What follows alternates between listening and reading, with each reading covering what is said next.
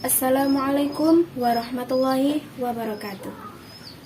Bertemu lagi dengan saya, Pujiati Rohmah, mahasiswa jurusan Pendidikan Guru Madrasah Ibtidaiyah semester 2 UIN Maulana Malik Ibrahim Malang.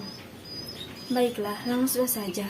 Di sini saya akan menjelaskan mengenai bahan ajar alternatif. Nah, sebelumnya saya akan memberikan sedikit cuplikan wawancara saya terhadap pihak sekolah terkait mengenai bahan ajar alternatif yang digunakan selama pembelajaran pandemi maupun pasca pandemi. Berikut adalah cuplikan wawancaranya. Assalamualaikum warahmatullahi wabarakatuh. Waalaikumsalam warahmatullahi wabarakatuh. Langsung saja Pak ya. Perkenalkan, saya Pujiati Rohmah dari salah satu mahasiswa UIN Maulana Malik Ibrahim dari jurusan Pendidikan Guru Madrasah Ibtidaiyah. Nah, di sini saya akan sedikit bertanya mengenai tentang bahan ajar alternatif yang digunakan pada saat pandemi.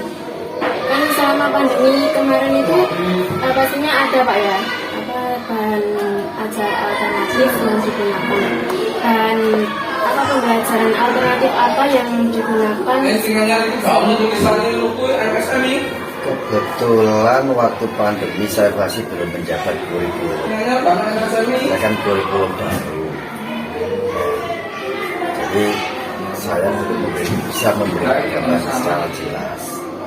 Ya.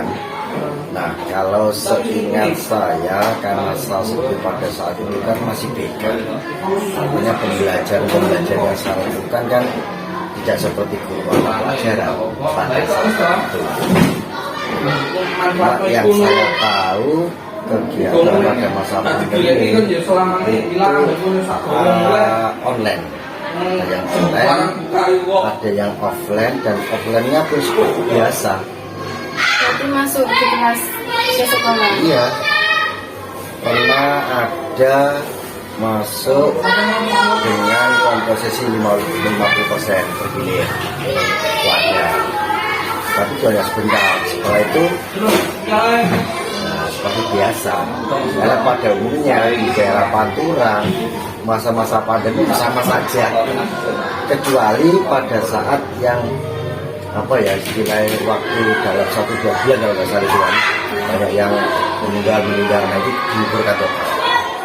Berarti selama masa pandemi sekitar 2 bulanan itu sekolah ini libur? Liburkan total. Untuk pembelajarannya berarti juga libur? Nggak ada pembelajaran? Ya, pembelajaran online pun kan gimana ya istilahnya, online-nya itu rata-rata hanya dikasih tugas aja karena kan masih MI. Nah, dan mungkin secara umum kurang terbiasa dengan online. Ya, pandemi selama 2 tahun hanya 2 bulan loh. Yang selebihnya biasa. Dan rata-rata Pantura seperti itu. Gablek. Nggak ngurus, dan alhamdulillah selama pandemi 2 tahun itu juga nggak ada masalah. Sekali. Terus terkait dengan bahan ajar yang diajarkan sama tidak ada yang lain kayak pakai modul, pakai kitab dan sebagainya seperti sekolah biasa.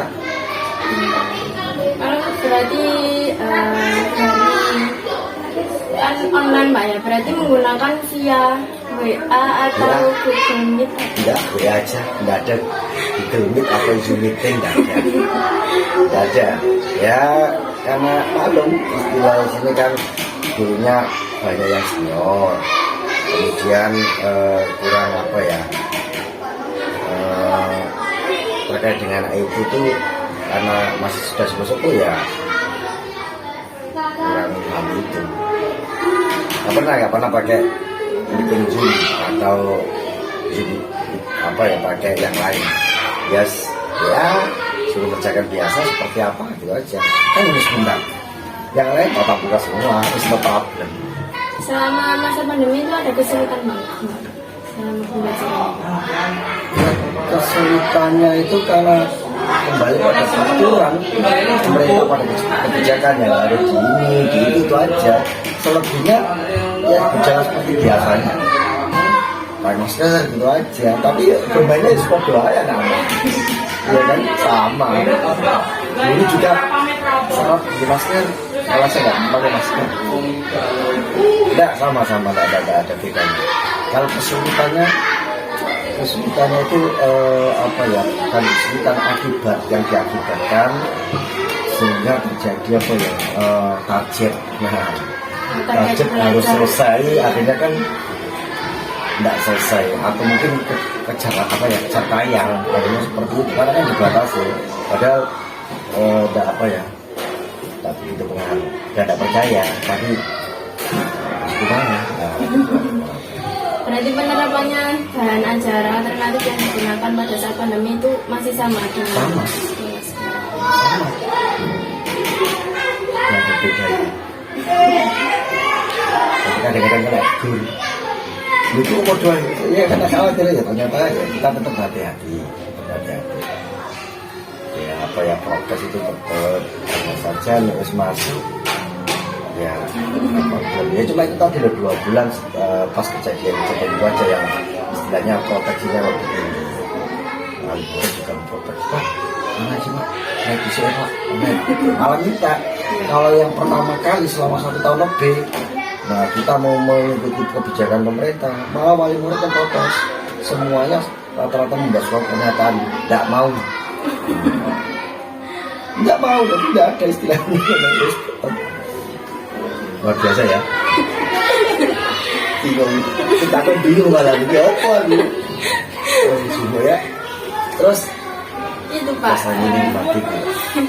barangkali Pak, silabus atau bahan ajar yang digunakan selama pandemi dari kelas 3 atau kelas 2? Itu nanti coba tak tanyakan di masing-masing ya. Karena waktu itu kan ya sekali lagi saya kan bukan kurikulum pada waktu itu kan.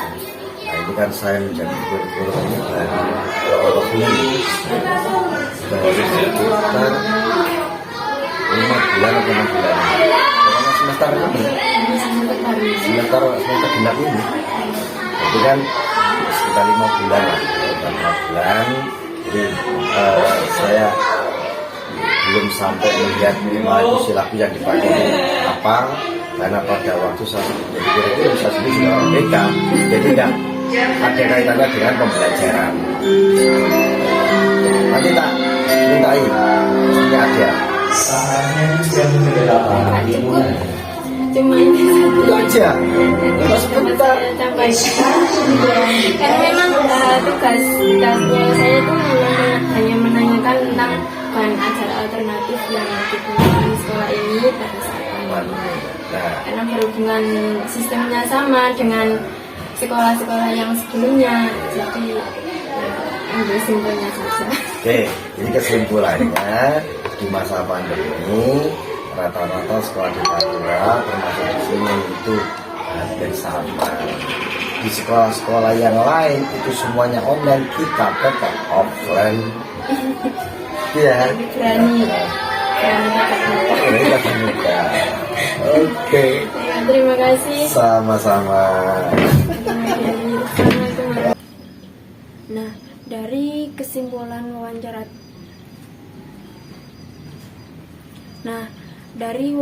tersebut bisa kita ambil kesimpulan bahwa bahan ajar yang digunakan selama masa pandemi maupun pasca pandemi itu sama.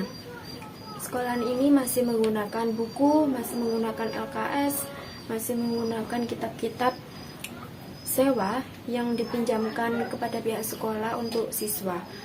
Akan tetapi bedanya selama masa pandemi itu sekolah ini mengadakan online kurang lebih 2 bulan.